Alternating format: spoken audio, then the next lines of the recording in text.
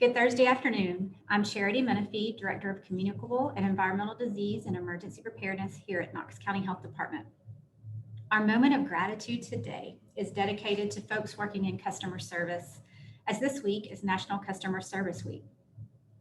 We know these positions can often be thankless, but the work you do to help and provide support to our community in various ways is incredibly valued.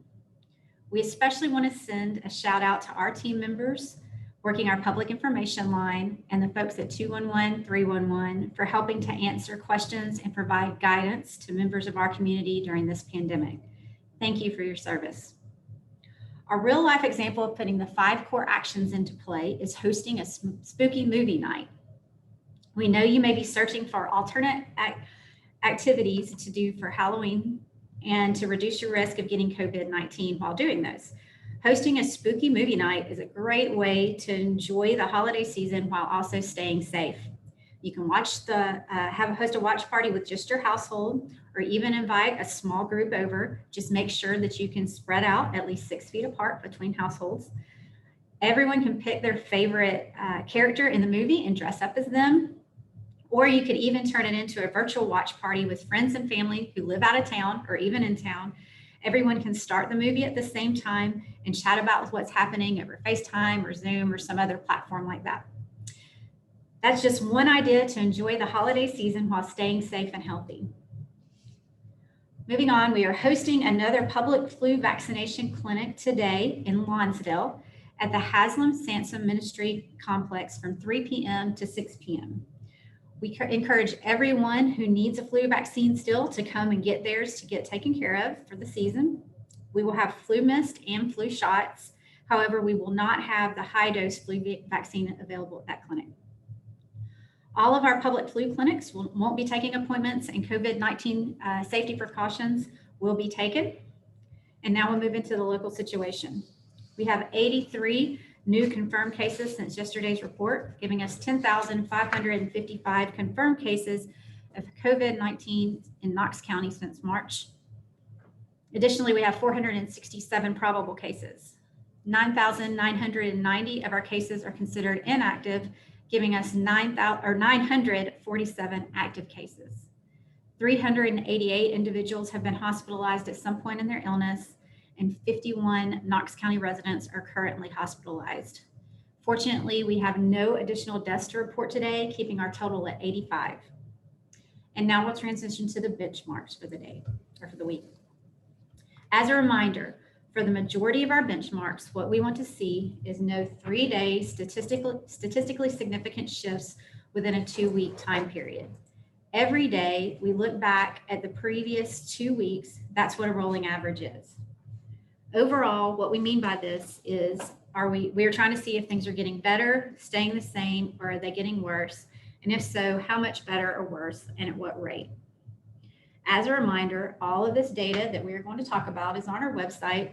You can find it at covid.knoxcountytn.gov/case.count or -count. I'm sorry about that. Moving to the first benchmark, sustained reduction or stability in new cases for 14 days. To illustrate this benchmark, we have a bar graph that shows previous cases, new cases, and growth rate over time. During the last 2 days of this time frame, we saw 2 yellow flags noted. One more yellow flag, and we would have classified this benchmark as yellow instead of green. We have received an average of 84 cases over the past 7 days and an average of 81 cases over the past 14 days, showing a small trend upward. We are continuing to represent this benchmark as green, but we are keeping a very close eye on this data. Our second benchmark, community-wide sustained and increased diagnostic testing with consistent or decreased test result reporting turnaround time. For this benchmark, we utilize 2 bar graphs, one that shows a sample of the tests conducted for Knox County residents and another for average time between specimen collection and lab report data. Over the 14-day evaluation period, 3 red flags were noted for lab turnaround time, but not on consecutive days. And over the past week, lab turnaround time has trended up slightly to 2.5 days. Regarding testing, we did have flags noted on weekends when testing is not as widely available in the community. And over the last 2 weeks, testing has decreased in our community. This is a trend that we've been seeing since the beginning of August, and we've talked about a lot. Because of these factors, we are continuing to represent this benchmark as yellow.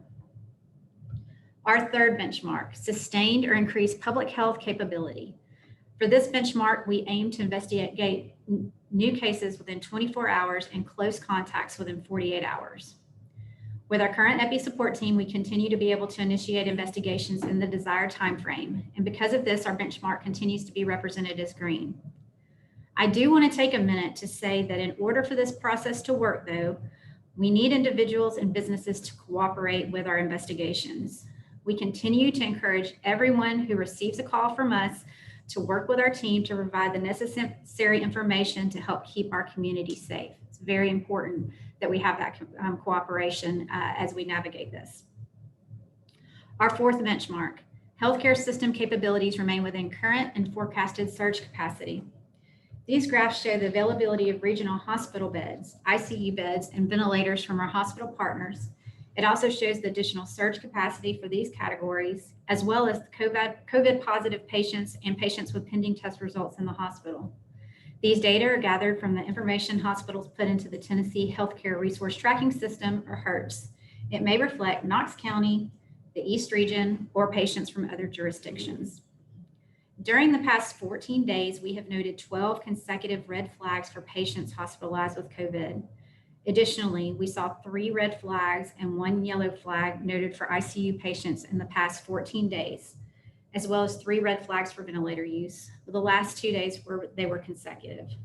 Most notably, despite the relatively low number of cases that we've been seeing, this week we have the highest number of COVID-19 hospitalizations since the pandemic began. These flags that we just talked about, though, are based on published metrics that illustrate statistically significant shifts in the data. And I think you can see it very well on the bar or the line graph that we have with the steep trend up and it being higher than what we had had before. After speaking with our hospital partners, they have recommended that the benchmark remain yellow because they are currently below surge capacity and have adequate staffing capabilities for the current number of inpatients. However, they would like us to stress, and we definitely agree, that our community members should pay close attention to this metric and take it very seriously. These data are trending in the wrong direction for our community.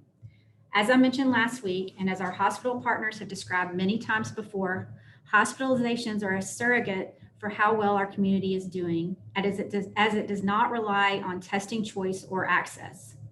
Whether or not an individual has been tested previously does not keep them from the need to be hospitalized if their illness becomes severe.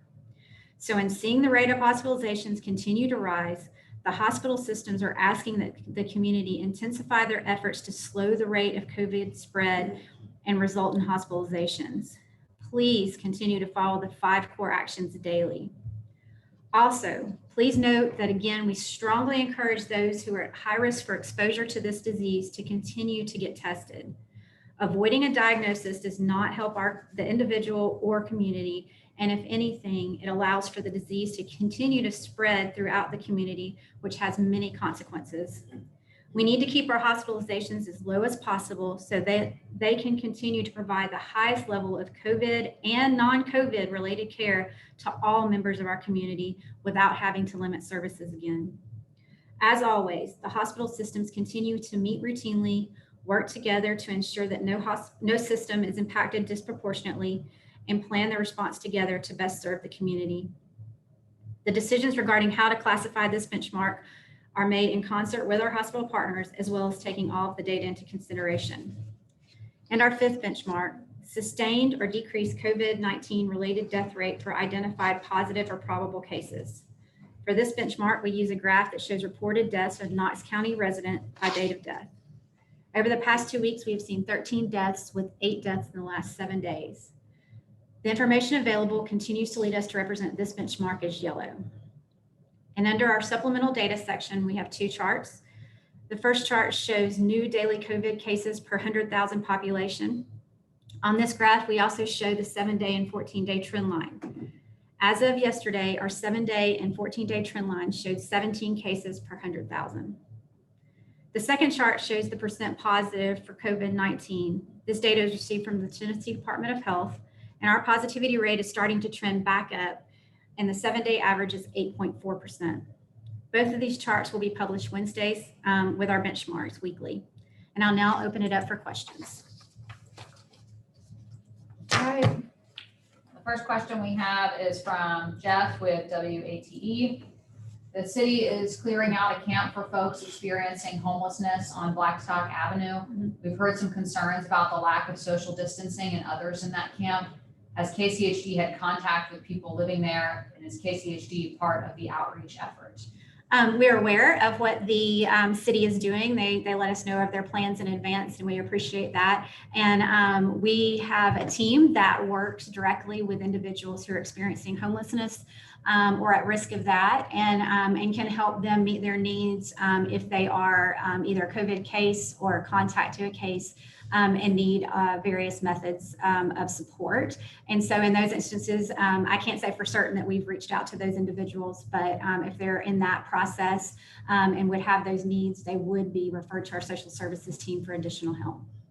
Also from Jeff with WATE, do you have any statistics when it comes to the number of COVID-19 cases among people experiencing homelessness in Knox County? I don't have that data right in front of me.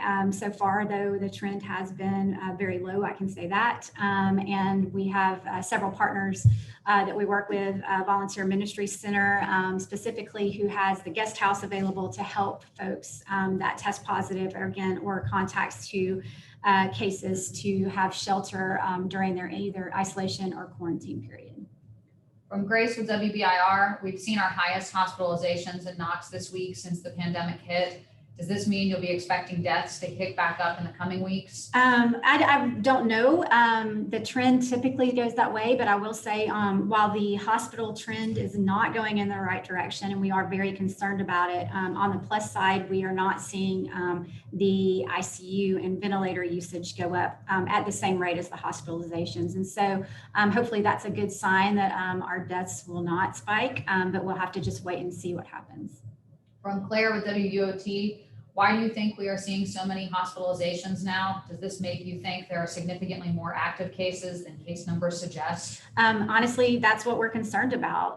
We're worried that the burden of disease in the community is higher than what our rates are showing, and that this is a reflection of that. And that's why we really want to stress to everybody that if you're at high risk of exposure, if you're in congregate group settings, if you've been exposed to cases, all of those folks, we definitely want you to continue to get tested.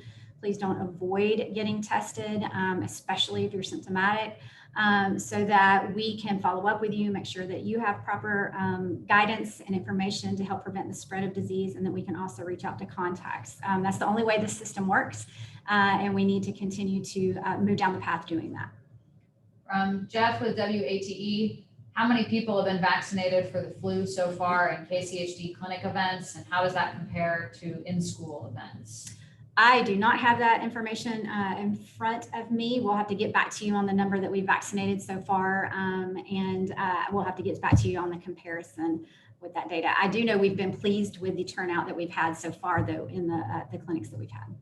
His follow-up question was, what do you anticipate when it comes to vaccination numbers this year in the absence of those in-school clinics? We really hope that the way that we've set these up have been beneficial for families, that the whole family can get vaccinated, and will continue to do so, and that we do see high vaccination rates. It's very important this year. We can also tie back to what we talked about with hospitalizations. We want to keep hospitalizations low, and that can also mean keeping the flu burden of disease low. And so that's very important.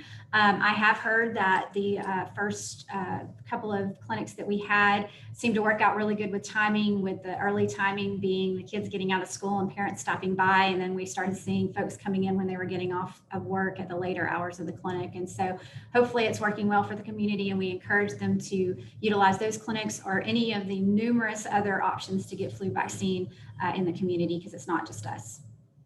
Grace with WBIR, you mentioned testing has trended down since August. Is KCHD doing anything to increase testing in the community? We are continuing to offer testing here every day. And then we have had some community events working with folks that have less access. And there's some of those happening this weekend, and they've happened recently as well. So we're continuing to do the outreach that we're doing. Where we've mostly seen the trend going down or at other areas outside of our testing events, specifically, university testing and all of those things associated with that. We've definitely seen a downward trend.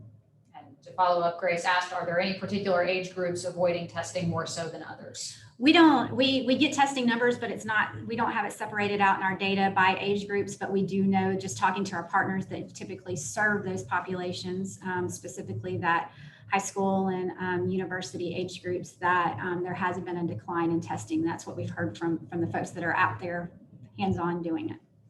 From Vincent with the Sentinel, our death total for COVID-19 is 85. At this point, we're more than double the number of fatalities from traffic accidents this year and far over the average for traffic accidents for the past 5. In terms of comparing injury to illness, COVID really blows traffic out of the water. What do you think this means in terms of the severity of the pandemic? Hadn't thought about it that way. We talked a little bit about where it falls in cause of death in the nation and the community. It's, I believe, third leading cause of death in the whole nation.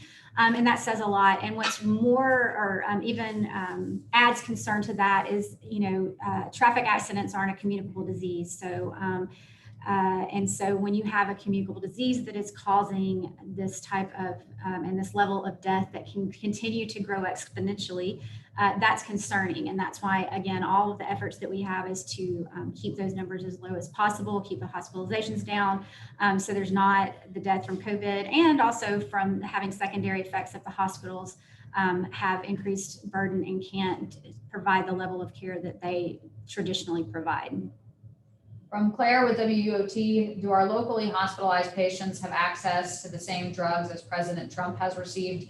She's referencing dexamethasone, remdesivir, and the like. I think that's a great question for the hospitals. They do have access, I know, to remdesivir and other medications, but the specifics, I would direct that to the hospitals for their specific ability to access those medications. From Vincent with the Sentinel, without comprehensive testing, is it possible to control a pandemic? It's really challenging, which is why we talk about that a lot. And we've been talking about that. We really need people to get tested so we can have quick, rapid response, turnaround for contact tracing. All of those things fit together. They're all linked, and they're very important to be able to control the spread of disease. I know there's, fatigue out there with all of the things that we've been saying to do and the 5 core actions, and people just want it to be over, and they might hear that our case numbers are trending down, but we are still seeing real consequences to this disease in our community, and want to encourage everybody to please stay the course, even if you're tired. We're tired too, but stay the course so that we can try to do our best to control the spread so we don't continue to see negative consequences. All right, any other questions? Please go ahead and submit them now.